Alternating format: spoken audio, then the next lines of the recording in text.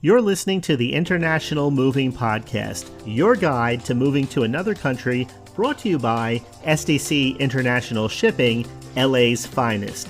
An international move is exciting. It's a time to start over, establish a new business maybe, reestablish family ties, or retire where your budget will do more for you. Please enjoy today's episode, and if you have any questions about your international move, give us a call at 888-779-3962. That's 888-779-3962.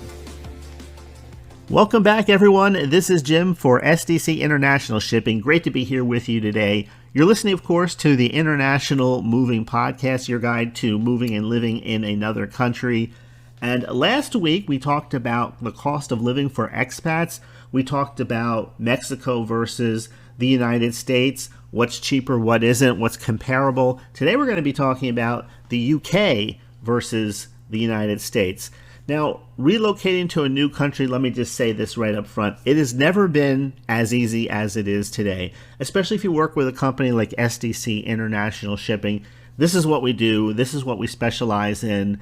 We've never had the kind of tech available to us, both as movers and as movies, as we do today. And so this is a process that has been developed over time. The rough edges smoothed out over time. And so if you're just thinking about overall what goes into an international move, know that you can work directly with a company such as SDC International Shipping, and we take care of all of the things that would otherwise cause you maybe some sleepless nights or a lot of stress, because we know how to manage things. Everything from the packing and the shipping to the logistics to clearing customs to getting everything unpacked and put away properly to your insurance options. All of those things we understand here at SDC International Shipping. So just keep that in the back of your mind as you begin your planning process. Now, I would say that there's more people today because it's easier to move and relocate than maybe 20 years ago, 30 years ago. There's more people doing it today, and they're all different ages, from retired people to people out of college to people who are maybe in the tech industry and all they need is a laptop and an internet connection. There's a lot of different lifestyles within this group, of course. Retired people, maybe you're looking for a certain type of lifestyle. Maybe you're looking, budget is the most important thing to you. But we're going to look into this because a lot of things go into planning effectively for this kind of move. And it starts more often than not with the financial aspects, because that's when we understand the feasibility and the sustainability of the kind of lifestyle we want to go after. So by gaining a comprehensive understanding of the cost of living, then we can make an informed decision. We can plan our budgets effectively, and all of these things coming together with the actual move itself can ensure a smooth transition from where we are today to where we want to be going forward. So today we're going to explore the various aspects of the cost of living for expats in the UK and the US. We're going to talk about the things like living expenses, housing costs, educational expenses, healthcare costs, and transportation expenses, along with a few other things. And when we examine these different factors, the goal is to provide you with some more information so that you can begin your own planning process and assess the implications, financially speaking, of living in another country. So whether you're a family with children or you're a single individual seeking new opportunities, I think today's episode will shed some more light on the specific costs and considerations that may impact your budget. By understanding the similarities, and there's more similarities than people realize between one country and another, by understanding those as well as the differences, in this case between the UK and the US in terms of cost of living, you can better evaluate your financial situation and plan for a better kind of experience. So when we talk about the cost of living, what are we actually talking about? Okay, we're talking about things such as housing costs, as educational expenses, healthcare. We can start with living expenses. When it comes to the daily living expenses, we have things such as grocery bills, utility bills, of course, entertainment, whether you entertain within your home or whether you like to go out. we can look at both of those. When we look at the expats who are paying their living expenses, we consider them in the UK and the US, there are going to be some variations, and there are going to be some differences according to the kind of lifestyle that you're after. So, which brings us to the second point, the standard of living comparison. Most of the time, at the very least, people want to maintain their standard of living that they enjoy here in the US when they're going to go and live in another country. In some cases, they want to increase their standard of living and live better in another country than they were able to live here in the United States. So we'll look at some comparisons with that. And a lot of times this when we look at the bulk of our expenses, the cost of housing is one of the first things that comes to mind. So housing costs can significantly, and usually will significantly, impact a family's budget. So whether you're talking about a family or an individual, you understand that things like a rent or a mortgage or the real estate market, all of those things are going to be impacted by the location.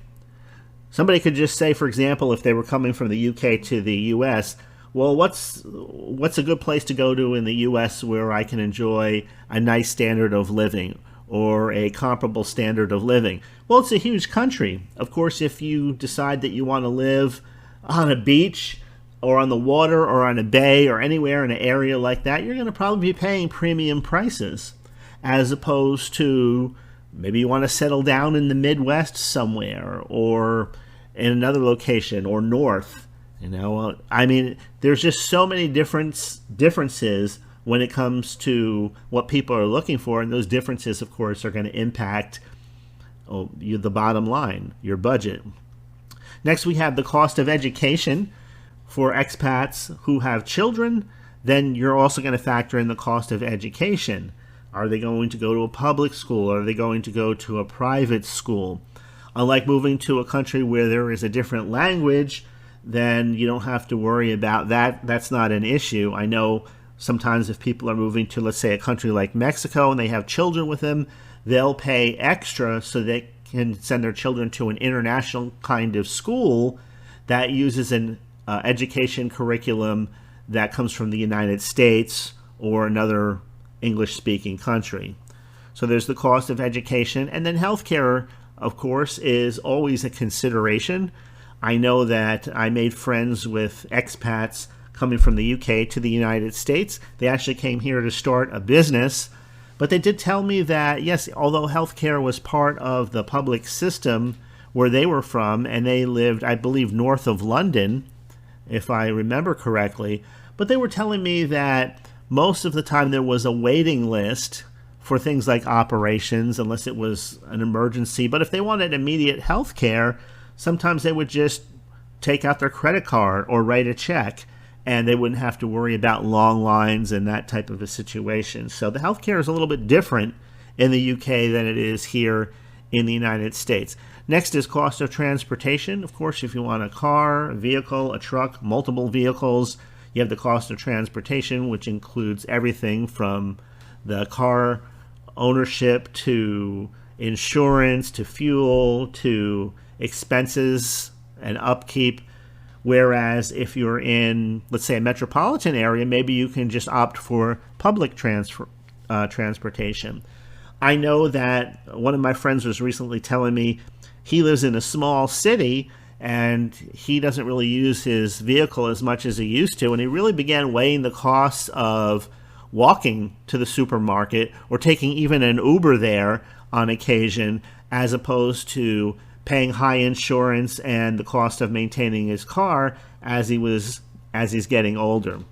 But we can look at actual cost of living examples, and I think this will help you kind of put it in a frame where it makes a little more sense. So when we consider the cost of living, let's talk about all of these things coming together. I'm just going to have to give you a fictitious example, but I'm going to base it on, I'm going to give you two examples.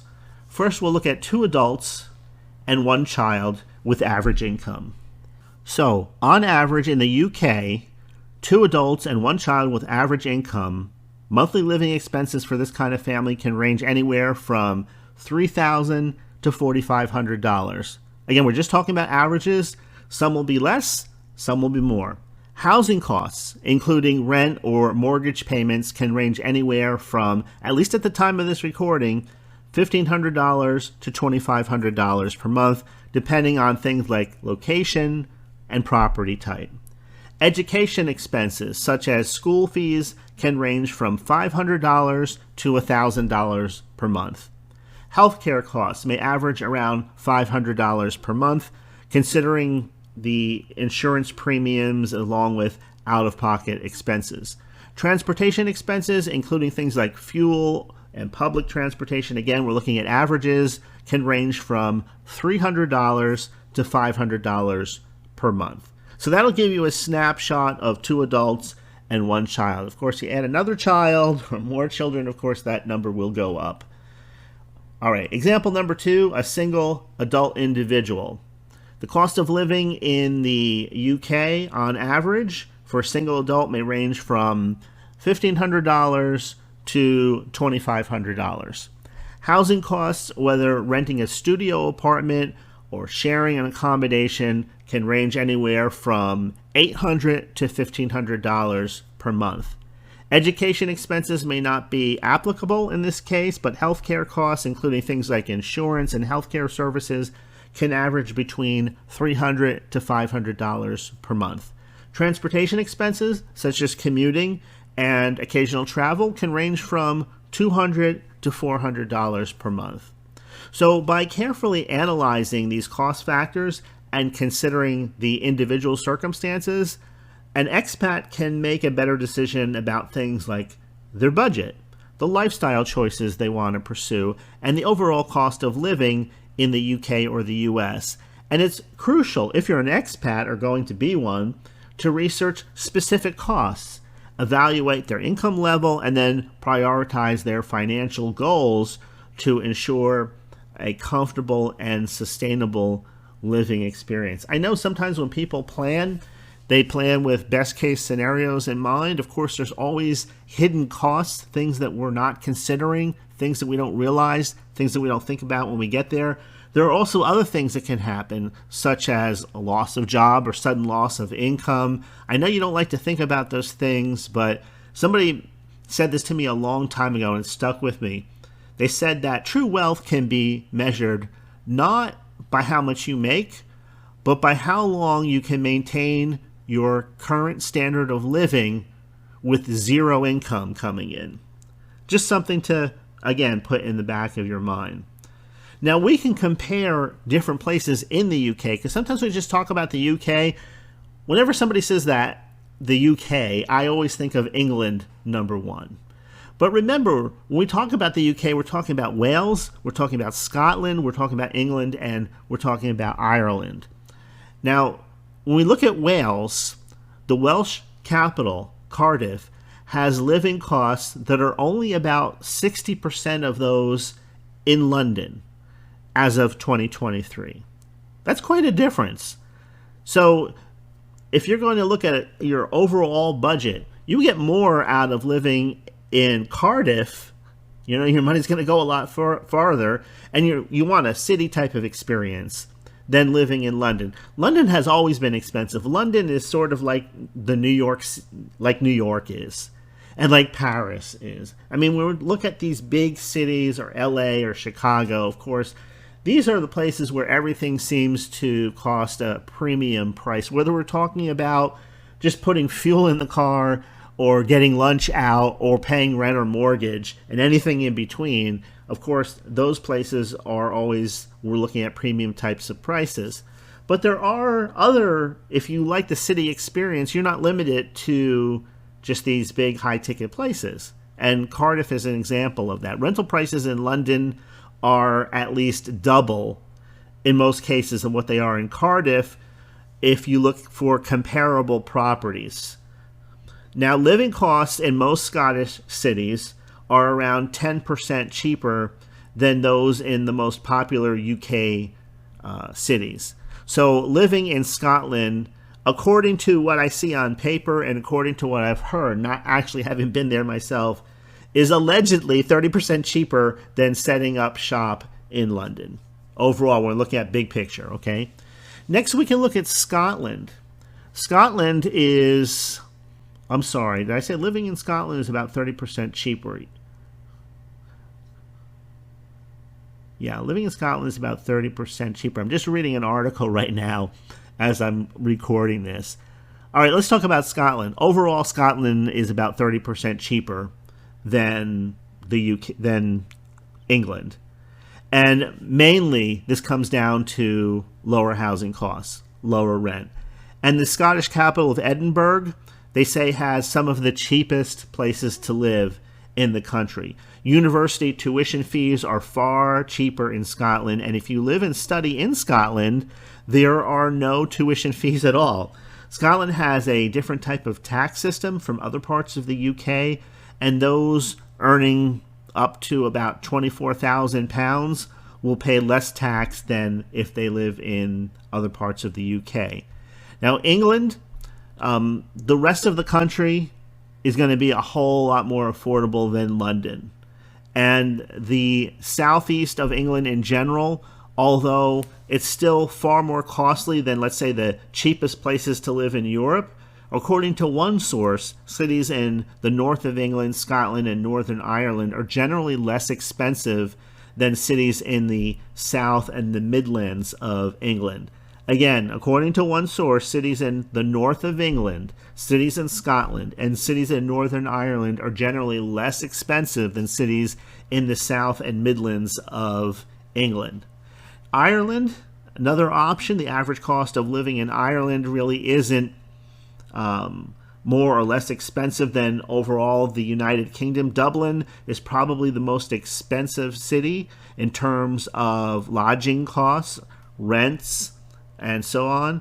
But overall, it seems that Wales and Scotland are generally cheaper to live in than England and Ireland. However, it's also worth noting that costs will vary greatly depending on where you are located in each country. Are you in a premium location, or are you more inland? I generally look at it like this: the closer that you are living to the water, the more expensive everything gets. The more inland you are, the cheaper everything gets. So that's just one of the things that I keep in the back of my mind when I think about the prices of these different places. Now, the one thing that I haven't mentioned is the weather. Of course, you know that the weather in the UK is much different than it is here in the United States. I guess with the exception of maybe the Northwest, Seattle, and that area. But that would kind of influence my decision about how close to the water I would actually want to live, knowing that there's storms and things of that nature and rain as, I wouldn't say a constant, but more often than not. So when I look at Scotland, England, Ireland, and Wales, I think that if I wanted to have the experience of living in the UK, based on the information I have available to me today, I think that maybe I would take a little extra time and look into Wales and Scotland first, knowing that maybe I can get a little more bang for my buck there. And if I did want to have a city kind of experience, maybe I would look into living in Cardiff. But that's just me. I just wanted to share that information because I'm looking at the options that we talked about today. But in conclusion, let me say this. At SDC International Shipping, we understand the complexities involved in international relocation. But we do have extensive experience in moving people to the UK, and we're here to help you every step of the way. We have a dedicated team of experts who can provide you with personalized assistance, which is very important, personalized guidance, and logistical support to make your move as hassle-free and as efficient as humanly possible. So whether you have questions about shipping your belongings, navigating customs procedures, or you need advice on finding the right accommodations, our knowledgeable team is ready to assist you. We prioritize the satisfaction and peace of mind of our clients because we want to make sure that you have a seamless and stress-free relocation experience. If you haven't visited our website already, go ahead and check it out at sdcinternationalshipping.com. You can chat with us live online, or you can give us a call at 877-339-0267. That'll do it for today. I hope you enjoyed this episode. If you have, please go ahead and share it with a friend, and I will see you next week in the next episode. We hope you enjoyed today's episode. Thanks for listening. Whether you're relocating within the country or moving to the other side of the world, we're here to help from start to finish. Connect with us today at 888-779-3962. That's 888-779-3962.